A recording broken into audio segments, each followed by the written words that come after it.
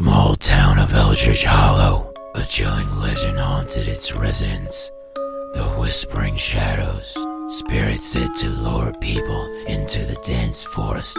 Few dared to enter after dark, as many who did vanish without a trace. One autumn evening, for friends Maya, Jack, Layla, and Tom decided to test the legend.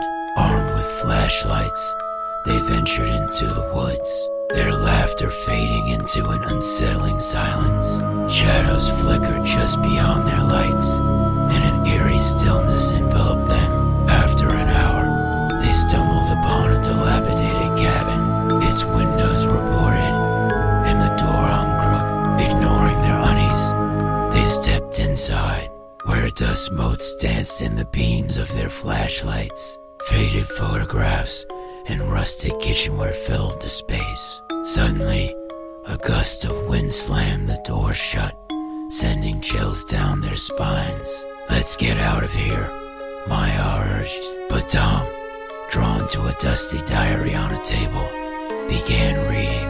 It belonged to a woman named Eliza, whose frantic entries describe whispers promising companionship and love, leading her to madness. "They come for me when the moon is high," Tom read, trembling. Suddenly, a soft voice echoed, "Help me."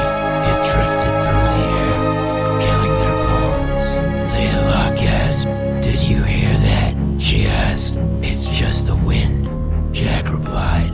But unease crept in. As they turned to leave, the shadows deepened, and the whispers grew louder. "Stay with us," they beckoned, thickening the air around them. Panicked, Maya shouted, "We need to break a window." She hurled a chair, shattering the glass, but the shadows surged forward.